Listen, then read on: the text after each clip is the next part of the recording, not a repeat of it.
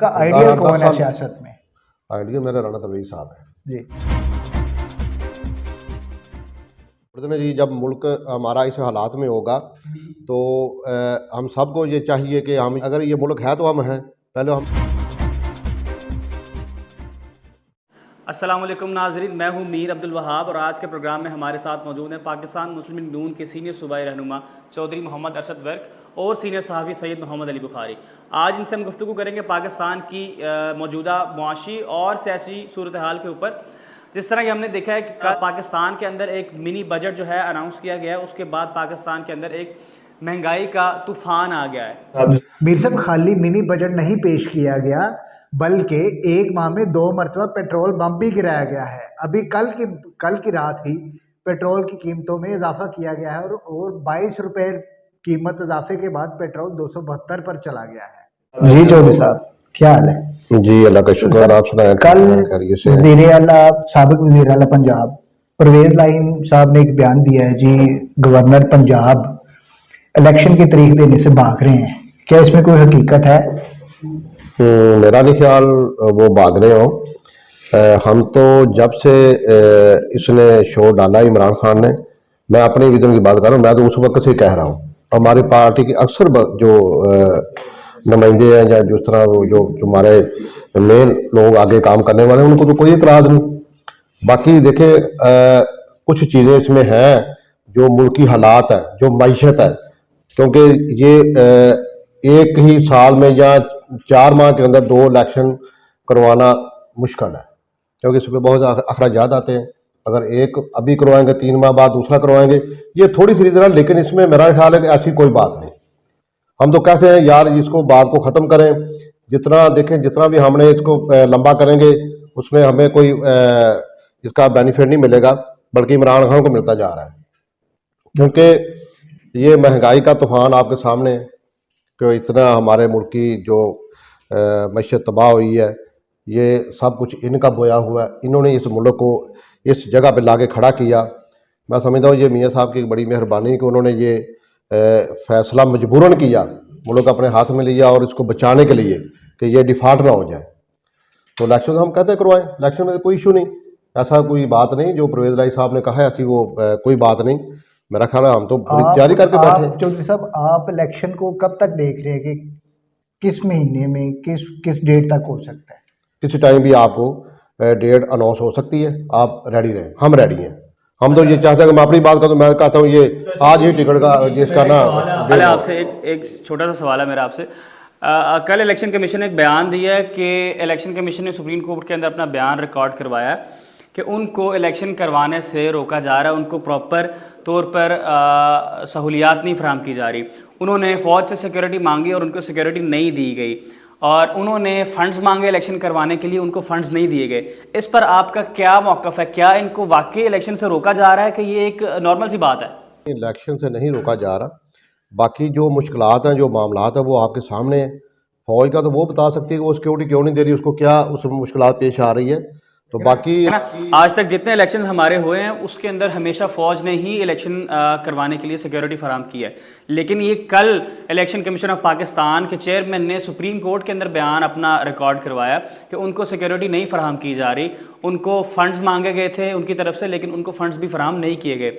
ये back and पे कौन है जो ये सब कुछ कंट्रोल कर रहा है, और किस तरह से आप इस पर अपना मौक़िफ़ इख्तियार करते हैं? मीर साहब, ऐसा नहीं, क्योंकि हर जगह पे फ़ौज की ज़रूरत नहीं होती, सिक्योरिटी की इतनी ज़रूरत नहीं होती। आप इसी मुल्क के रहने वाले, हम भी यहीं रहते हैं। कोई हसास जगहों पे या पेट्रोलिंग के लिए वो चंद पुलिस की जो सिक्योरिटी है वहाँ आती है, वो एक पेट्रोलिंग के लिए। वैसे पुलिस की फ़ौज की जो सिक्योरिटी है वो हर जगह पे होना ज़रूरी नहीं। तो हमारी पुलिस बहुत बहुत अच्छी है। आपकी बात बिल्कुल ठीक है। और दूसरा, कल एक और चीज़ सामने आई है कि नून लीग के 16 वज़रा ने अपनी तनख्वाहें और मरात लेने से इनकार कर दिया है। क्या है कि नून लीग की तरफ से एक अच्छा स्टेप है या ये एक पब्लिसिटी स्टंट फॉर सियासत है? ये सियासत की इन लोगों ने को नहीं लेना चाहिए, छोड़ देना चाहिए। जब मुल्क हमारा इस हालात में होगा तो हम सबको ये चाहिए कि हम ये अपने जो भी हमें गवर्नमेंट की तरफ से कोई भी सहूलत आती है, कोई भी हमें जो भी आती है तनख्वाह की सूरत में या किसी और सूरत में, हमें छोड़ देनी चाहिए। क्योंकि अगर ये मुल्क है तो हम हैं, पहले हमने मुल्क का सोचना होगा। बहुत अच्छा उनका इकदाम है। चौधरी साहब पाकिस्तान और रूस में तेल और गैस के मादों पर इत्फाक हो रहा है कि ये पाकिस्तान के लिए खुश आइंदा है। क्या इससे मुल्क में महंगाई का जोर टूटेगा, महंगाई कम होगी, गरीब दोबारा खुशहाल होगा? देखिए, अगर एक आपको पेट्रोल के ऊपर बहुत ज़्यादा चीज़ें हैं ना, अगर पेट्रोल सस्ता होगा तो बहुत ज़्यादा चीज़ें जो है वो सस्ती हो जाएंगी, क्योंकि ये एक मेन जो समझ ले कि ये एक रीढ़ की हड्डी है जिस तरह होती है ना, ये इसको मैं समझता हूँ पेट्रोल मेन आइटम है हमारी, क्योंकि इसको बहुत ज़्यादा चीज़ें जो इसके साथ रिलेटेड है। तो अगर सस्ता होगा तो ज़ाहिर महंगाई में बहुत ज़्यादा फ़र्क आएगा। कमी वाक़या होगी। जी बिल्कुल कम। अच्छा, दूसरा जो सब कल एक शाम को मिनी बजट जो है वो डार साहब ने हमारे जो वज़ीर हैं उन लोगों ने एक बजट अनाउंस किया है जिसके अंदर पाकिस्तान के अंदर जितनी भी GSTs थे उनके अंदर इंक्रीज़ आया, 17% से 18% कर दिए जनरल अशिया के ऊपर, और जितनी लग्जरी आइटम्स हैं उनके ऊपर 25% टैक्स आयद किया गया है। तो ये अवाम के लिए एक अजाब नहीं है बिल्कुल कि महंगाई पहले इतनी ज़्यादा है और एक चीज़ के ऊपर 25% टैक्स? लेकिन मैं ये समझता हूँ ये जो लग्जरी चीज़ों पे टैक्स लगाया इससे कोई फ़र्क नहीं पड़ेगा, क्योंकि जो रोलेक्स घड़ी पहन सकता है ना उसको 10 लाख की भी ले सकता है, वो 15 लाख की भी ले सकता है। इसी तरह वो गाड़ी, अगर वो बड़ी गाड़ी अल्लाह ने उसको चलाने की हिम्मत दी है तो वो अब इस तरह की चीज़ें जो रोज़मर्रा या एक गरीब के लिए हैं, कम से कम उस साइड पे तो हुकूमत को चाहिए था कि वो रिलीफ देते। आपकी बात बिल्कुल ठीक है कि जो लग्जरी आइटम है जो आम लोग इस्तेमाल नहीं करते, महंगी गाड़ियाँ हैं, सोना है, घड़ियाँ हैं, लग्जरी जितनी भी आइटम्स हैं चले उसके ऊपर टैक्स जो है वो समझ में आता है, लेकिन जो आम रोज़मर्रा के इस्तेमाल की अशिया चीज़ें हैं उनके ऊपर टैक्स जो है वो तो डेली फिर लोगों की जान निकाल देगा। क्योंकि हमारे लिए ये रिलीफ तब हो रहा है जब हमारे जो रुपया है उसकी वैल्यू हो।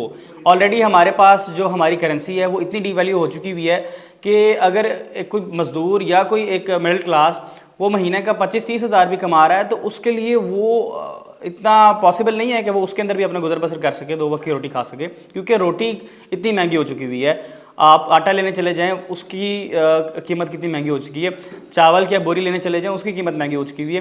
तो हर चीज़ इस टाइम महंगाई जो है हमारे पाकिस्तान में मेरे ख्याल से हिस्ट्री के अंदर अपनी पीक पे खड़ी हुई है। तो इसके ऊपर इसको हम नीचे आता देखेंगे या ये और अभी ऊपर जाएगी? जी मैं तो समझता हूँ कि इसमें थोड़ा रिलीफ मिलेगा। कुछ मामला तो हैं गवर्नमेंट के जो अभी तय नहीं हो पा रहे, उनके बाद जब हो जाएंगे तो इंशाल्लाह उम्मीद है इसमें कमी कम होगी इंशाल्लाह।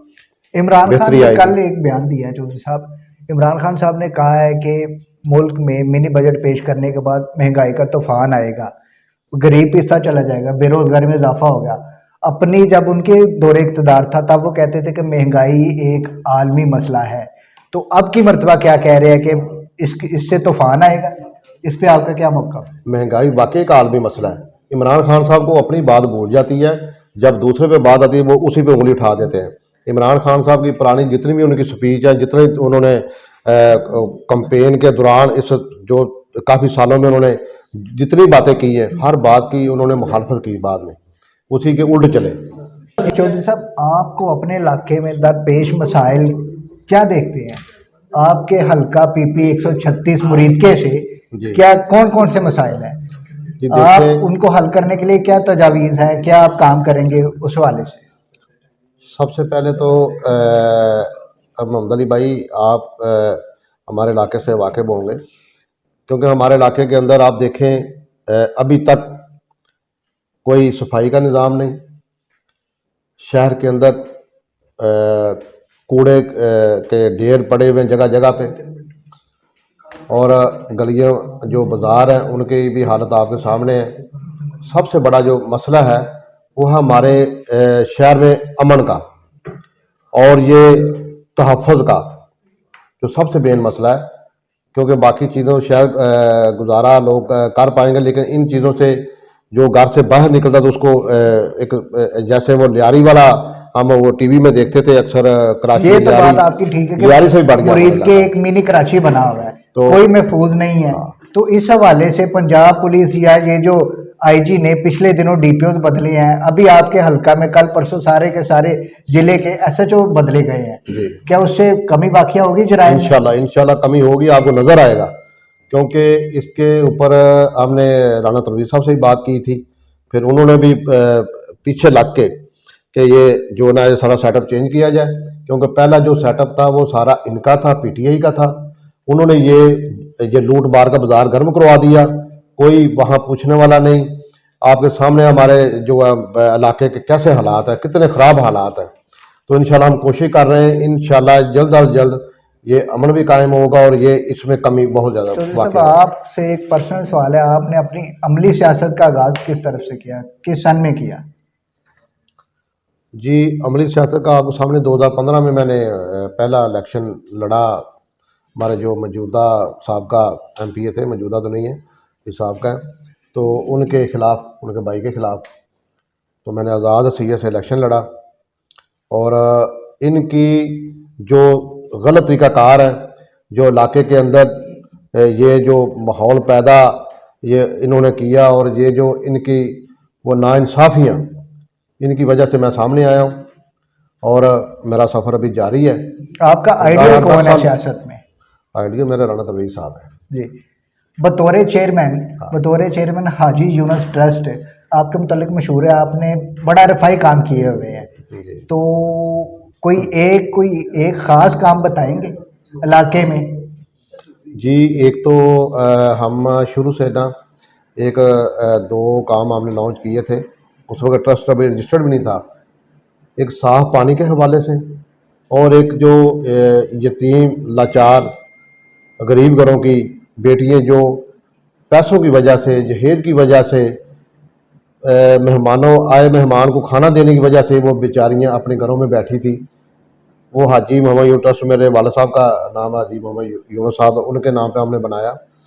ये हम उनकी जो शादियाँ करवाते हैं, बहुत बड़ा प्रोग्राम करते हैं, वहाँ हमारे सारे मीडिया वाले भाई भी होते हैं और भी इलाके के शुरफा भी होते हैं। तो इसी तरह आगे हमने उसी ट्रस्ट को आगे बढ़ाते हुए अभी हमने क्लीन मरीज़े का भी काम शुरू किया है कि उसके ऊपर हम शहर को साफ़ करेंगे और इसको ग्रीन करेंगे, साफ करेंगे। आपके हल्का में NHA तो पूरी तरह बेकार है, नाकाम हो चुकी है, सर्विस रोड्स बहाल नहीं है, उनके अंडरपासेस देख ले, GT रोड देख ले।